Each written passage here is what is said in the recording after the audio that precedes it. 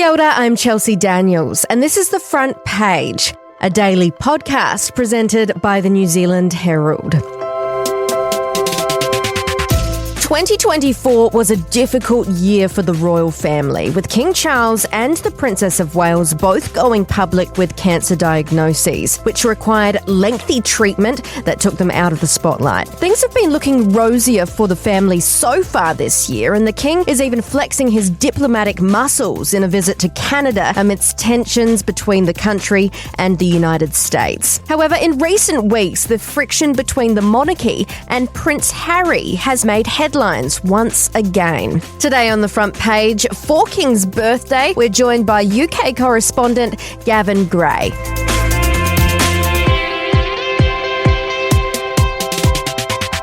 Gavin, we last touched base with you on the royals a year ago, and that was when the cancer diagnoses were still quite fresh. Where are the King and Kate at the moment? Well, probably the easiest one to start with is Princess Kate, the Princess of Wales, Catherine.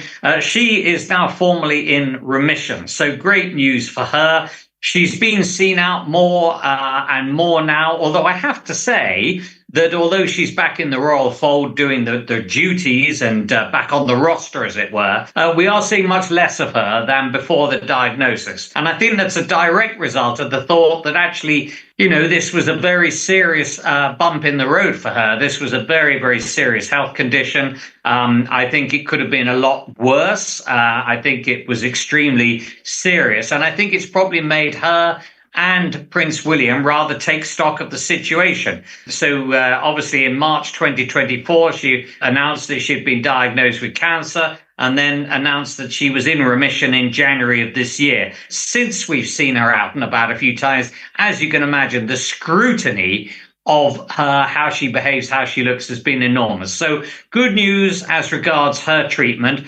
For King Charles, well, he's continuing to have this treatment. That recent trip to Canada, which was only 20 hours long, was actually kept that short, not because he didn't want to stay longer, but because they were determined, I hear, not to want to interrupt the usual schedule of his treatments. So the treatment is ongoing. He still is, somebody being treated for cancer. Prince Harry didn't really help matters when he said he didn't know how much longer his father had got left, which was something that lots of people were quite shocked about. But there was that bump in the road for him back in March when he did have to cancel a couple of engagements, but that was quite simply because of a side effect owing to the most recent bout of treatment. Well, this might sound like a grim takeaway, but do you think that the openness about their conditions has perhaps helped humanise the royals a bit more? I remember stories at the time about how there were just massive surges in visits to cancer websites after they both went public. Yeah, I absolutely have no doubt, Chelsea. Actually, that's been enormously important to people. I think it has made the royals seem much more human, much more like you and I. I think as well as made these visits that they make to cancer hospitals and to hospitals around the world seem that much more poignant. Both at the moment are so in the public eye. I mean, King Charles is 76. It's exhausting going on travel. It's exhausting chatting to people and remaining on message, as it were, for all this time. And so I think it is something that his team are very careful not to exhaust him. But at the same time, he as well is determined not to let cancer, I think, sort of identify him and not to let the cancer thing take over his life. And that's why we're seeing him out and about so much and doing many more visits to hospitals than perhaps he might otherwise have done. Well, you mentioned the big news in the last week has been that the King and Queen visited Canada. Can you explain to us what were they doing there? Well, it was hugely symbolic, actually, because the main focus of his trip was the opening of the state parliament and delivering the Canadian government's message as delivered by the new Prime Minister, the Liberal Prime Minister there, Mark Carney. It was an interesting one because, of course, King Charles is head of state in Canada, and his mother had given the previous speech from the throne, as it's called, that throne being a wooden walnut throne. And over the years, I suppose the ties between Canada and the UK, part of the Commonwealth, they've always been pretty close, but I think things have been a little more distant over the last few years. However, the reason for that trip, without doubt, was the fact that Donald Trump is trying to pressure Canada into becoming the 51st state.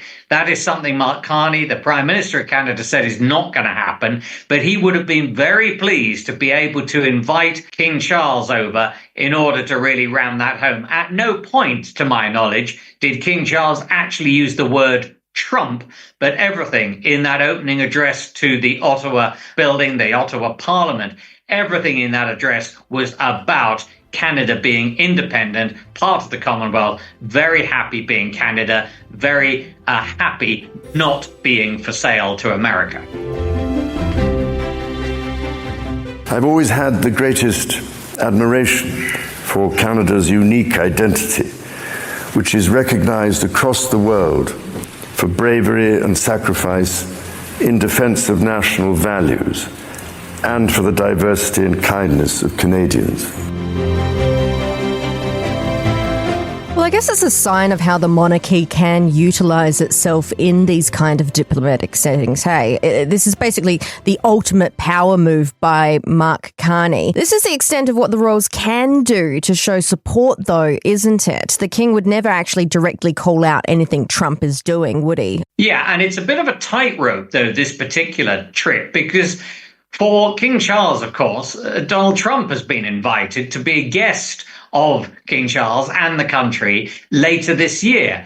So King Charles, really a very difficult tightrope walk because he's got to say all the right things for Canada while he's there, while not directly angering Donald Trump. Now, as you say, royals don't go around naming and shaming, but at the same time, you know, the UK is pretty dependent on good trade with America, and it's seen pretty much as soft power to use the royal family, who we know Donald Trump is a massive fan of, in order to try and build bridges. And King Charles very careful in Canada not to destroy any of those bridges before the second visit by Donald Trump over to the UK as part of his second presidential term. Do you think the visit to Canada will quell any Republican sentiment that seems to arise whenever the royals tend to visit any of the realms, really? It won't have done any harm, that's for sure.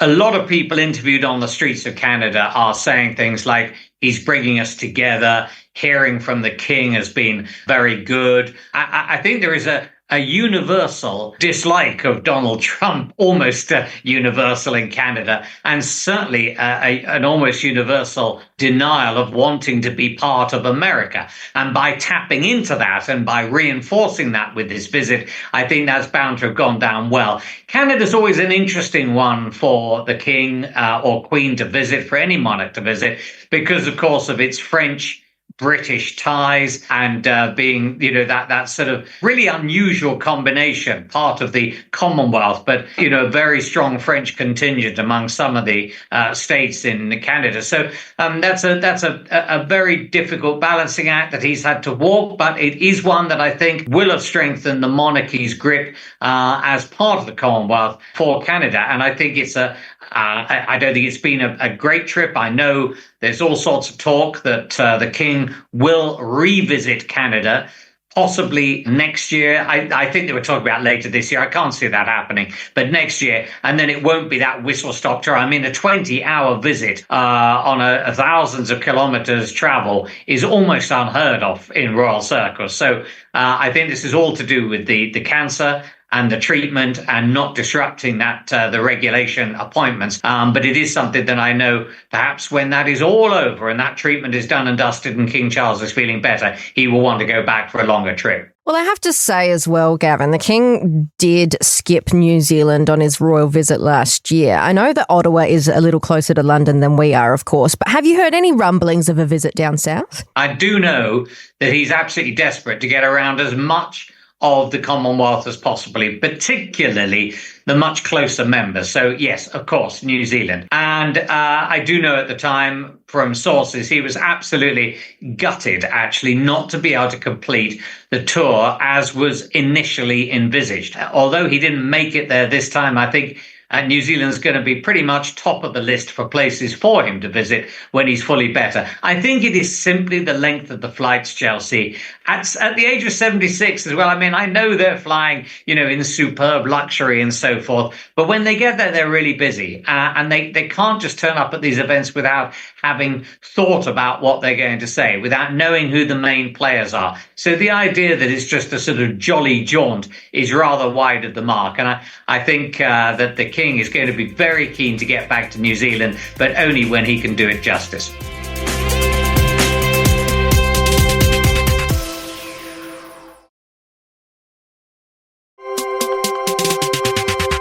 It does feel like two conversations have dominated the royals in recent years. One is, of course, death, illness, succession. The other, Gavin, is Prince Harry. About a month ago, Harry gave an interview to the BBC where he said that the King won't speak to him and that he'd love to reconcile with the family. Now, that all went down a bit like a lead balloon, didn't it? Yeah, it did. And I think reconciliation is a long way wide of the mark. And let's not forget, he made those comments in an interview about how he had failed in an appeal against, effectively, the British government.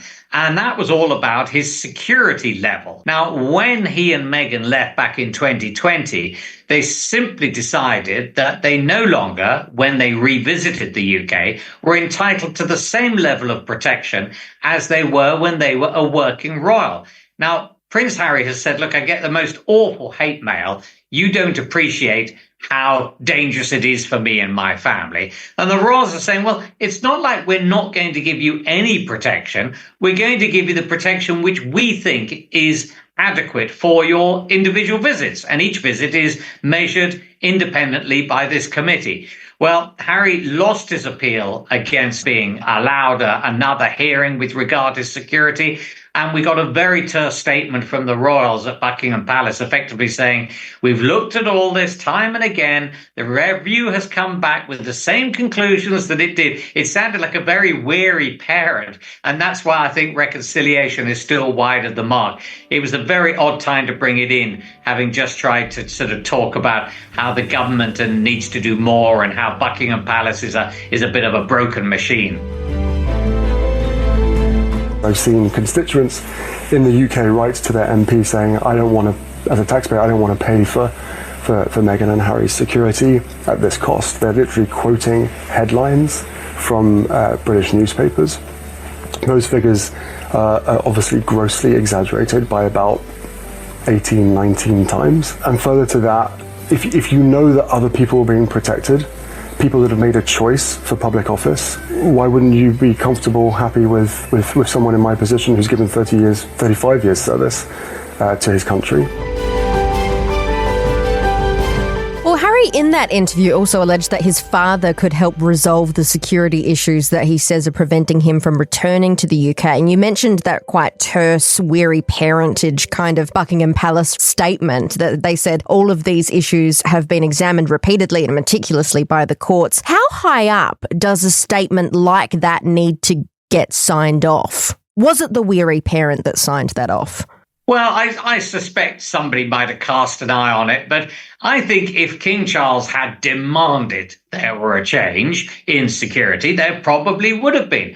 But, as was pointed out by lots of royal watchers and lots of royal experts, myself included, the King he's not part of the committee that makes the decision. And if that sounds rather administrative and rather pathetic, it is the case. I mean, the security and the funding for the royals is not for the royals to decide themselves. It is for others. And King Charles getting involved would have been, I think, a very slippery slope. So he took the attitude that the right people on that committee know what they're talking about, and they are the ones that should make the decision. And I think it really has been another wedge between father and son, and also between brothers.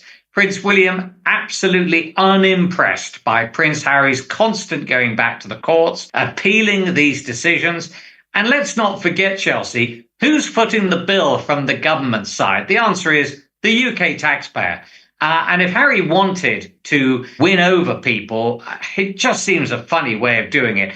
Plus the fact, while he was in the UK, admittedly not with Meghan and his family. But when he was in the UK, he was found, or reported to be found, in London, buzzing a number of front doors, trying to find a friend whose address he couldn't remember. Well, if you were really worried about your security, would you really, as a royal, somebody worried that they were going to be attacked, would you wander down a busy London street ringing on doorbells to see if your friend lived there? It seems very odd, but there is video doorbell footage of these exchanges. These videos purport to be from the time he was in London for the court case. So it does seem odd. I think probably in Harry's defense, what he means is he's worried about the safety of his children and Meghan, among whom there is a lot of scorn from some people in the UK. But whether it's as realistic and violent as Harry's making out, I don't know. Sadly, he says he can't see a time at the moment when he would bring his children back over to the UK because he doesn't believe the security is enough.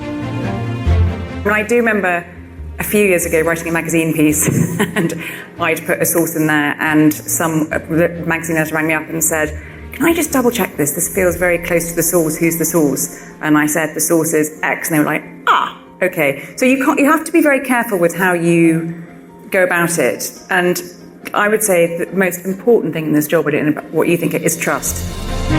Now, Gavin, I often see reports quoting royal sources or royal insiders who are sharing bits of gossip or supposed feelings from a family member of the royal family, someone close to the royal family. And I always wonder who these sources are. How real are they? Are these proxies for the royals sharing stuff on their behalf? Or is it like a maid eavesdropping on something, then DMing the Daily Mail? It's a combination of different things. First of all, there are tip-offs that you get, and they often come from people in and around the staff of Buckingham Palace and the various households. There are the communications teams, of course, who put out their statements, but they also, too, may push a particular story or an angle one way or the other. And Prince Harry was always deeply, deeply against that and thought, it was Prince William's press officer against his press officer and all the rest of it. It isn't. They do tend to work together. After all, they want to maximize the publicity of the good that the royals are doing. If they all went on high-profile state visits altogether, only one of probably the king's visits would make headlines. The others wouldn't get a headline. So they of course, they coordinate diaries. Of course, they coordinate causes that they want to support and lend publicity to. But yes, there are those people. Then I think, frankly, I think there are some people who sit at home and probably make quite a lot up and put it on the internet as though it were fact. So I think there's a whole load of combination about these things. Gavin, it's been a tumultuous period for the royals. You've got Megxit, the Prince Andrew Epstein controversy, the deaths of the Queen and, of course, Prince Philip, and the double cancer diagnoses. Does it feel like the monarchy is getting any closer to stability? I think you're right. I think at the moment it's in a state of flux, and part of that is the uncertainty over the King's health. After all, he's not been that long in the job. And the one thing that you like with stability is a stability of the cast, the main players in the royal family. So it has been now a decade, as you said, Prince Andrew, Prince Harry, the death of Prince Philip, the death of the Queen. It's been a very, very difficult time for the royal family to hold it together, particularly, as I said, in the eyes of the public. And it's a very, very deeply scrutinizing public and deeply scrutinizing social media world that we live in. You really can't have any secrets, and everybody is watching your every move. And I think we're seeing that, incidentally, with Princess Catherine returning to work after her remission, a diagnosis for cancer. About everywhere she goes, the cameras are trying to zoom in and see how she's looking and how has she changed in the last year or so. And that must be very difficult when you've got, as she has, 3 young children. Thanks for joining us, Gavin. My pleasure. Thank you very much, Chelsea. That's it for this episode of The Front Page. You can read more about today's stories and extensive news coverage at nzherald.co.nz. The Front Page is produced by Ethan Sills and Richard Martin, who is also our sound engineer. I'm Chelsea Daniels. Subscribe to The Front Page on iHeartRadio or wherever you get your podcasts. And tune in tomorrow for another look behind the headlines.